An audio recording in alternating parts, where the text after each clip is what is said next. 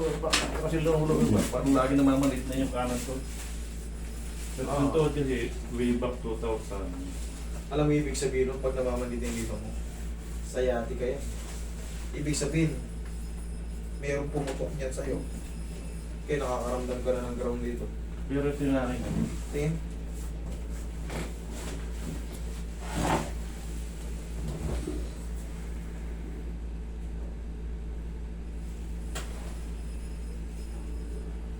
Ayan, sabi ng mga bites natin.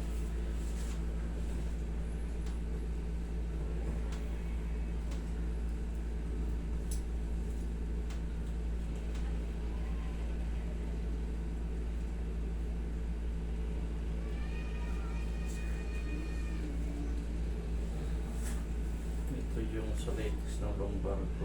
Yan, MRI with contrast, maganda to. Nasa yung ano niya, sa L4, L5, S1 mo.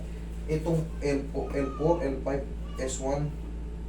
Tapos, ito yung malalala. Ibig sabihin yan, this is ganitong itsura niyan, sir.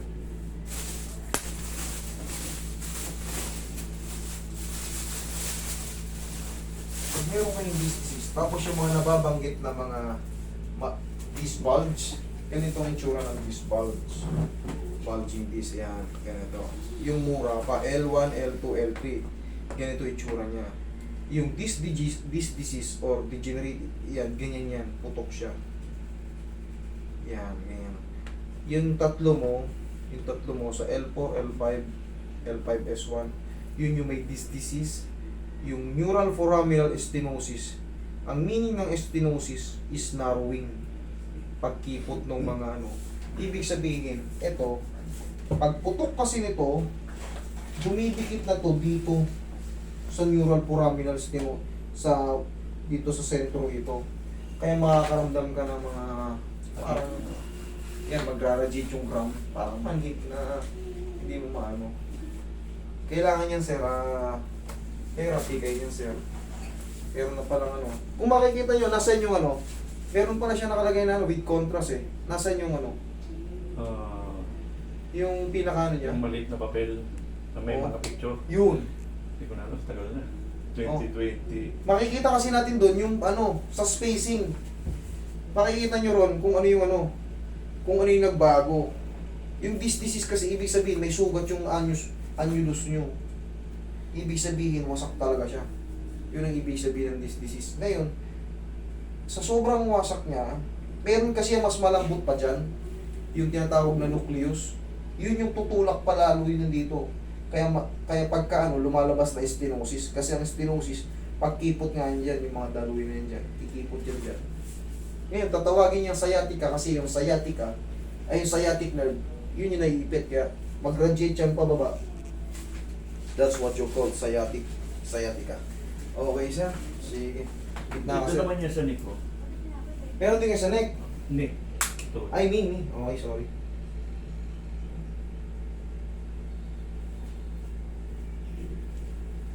Sa basketball lang dati ito eh. Tapos parang lumula siya, pabalik-balik. Osteoarthropathy, public mo na ito, horizontal tear, posterior horn, medial meniscus in background, intra-substance degeneration involving the body extended into the posterior horn. Okay, chronic high-grade tear in femoral attachment to the ACL. Ibig sabihin ng chronic, matagal na ito.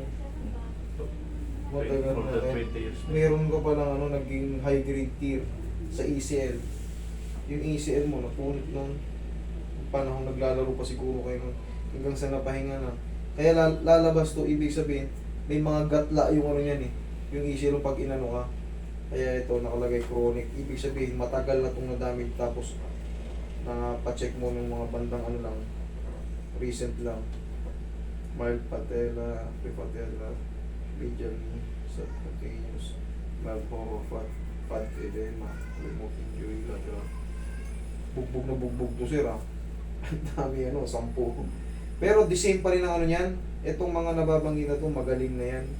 Ang mangyayari lang dyan, numipis na yung pyesa ng tuhod nyo.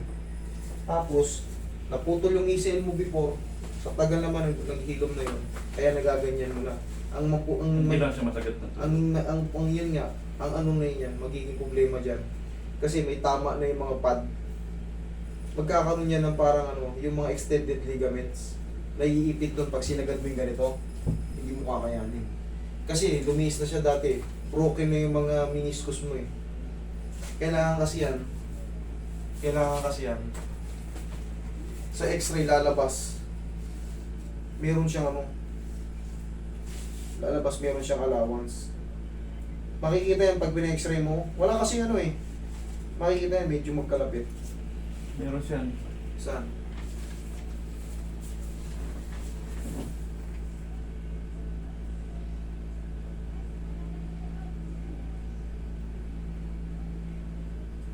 Sa ibang pagka... Nagagalaw. MRI yan. MRI yan.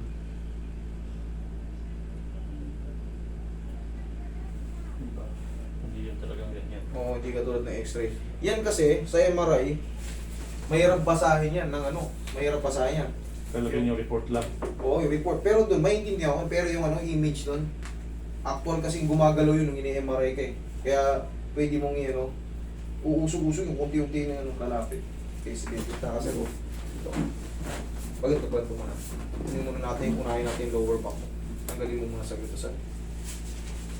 Mas matindi itong sa lower back mo para sa tuhod mo.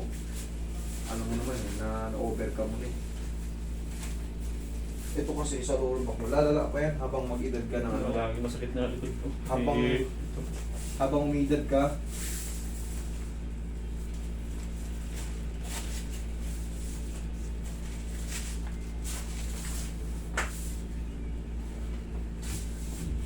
tayo ko sa gilid, sir.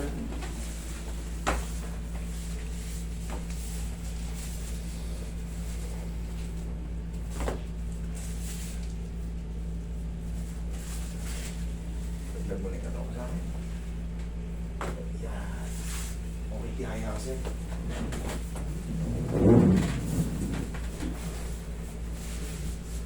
Relax lang po.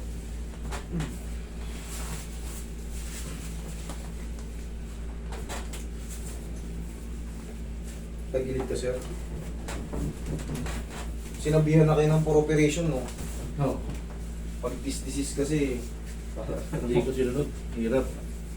mas maganda, manual lang muna. Literal lang na adjustment. Nakakalakad naman kayo. Is-is ang konti. Pagka opera kayo, mas mahirap na. Pusog yung konti. Yan. Relax lang.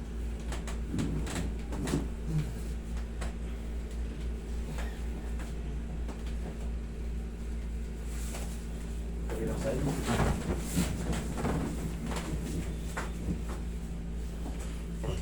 Sir, para ano, masolusyonan to agad. Okay, magbuhat ng mabigat ha. Pusog kayo ito konti, sir. Para hindi nang bumalik kung sakali. Pero sir, bibigyan ko kayo ng interval, sir ha. Para lumuwag lalo yan. Relax na.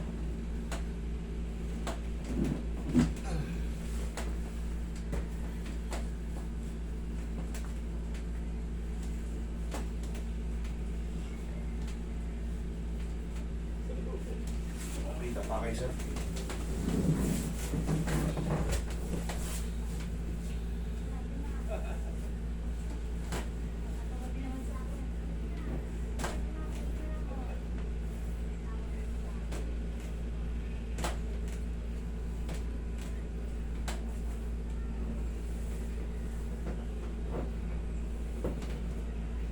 Kayo ba yung nag-chat sa akin, sir? Yung ano? Yung anak ko. Ah, ikaw? Kaya saan ka nag-book? Bali tumawag ako sa'yo. Lilimitahan ko na yung book. Hindi sa ayaw ko. Nagkakasakit ako pag sobrang pagod.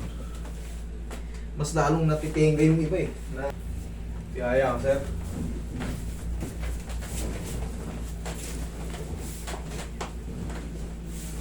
Taas mo yung balakap mo sa'yo. Connect ko sa dibdib sa dalawa. Relax lang, sir. Inhale. Exhale.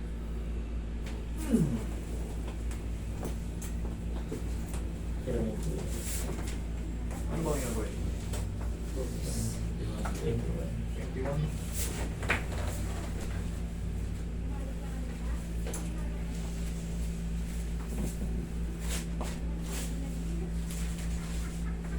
Puno na yung pipe mo. Oh, ready siya. Oh. Sir, 4. Pina-interval nyo. Step 4. 4. September 4. Step 4. Lunes po September yun. 4. Lunes.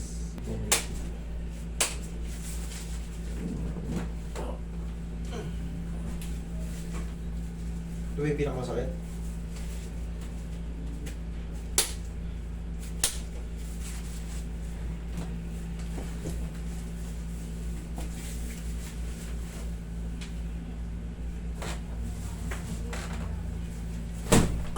Thank you.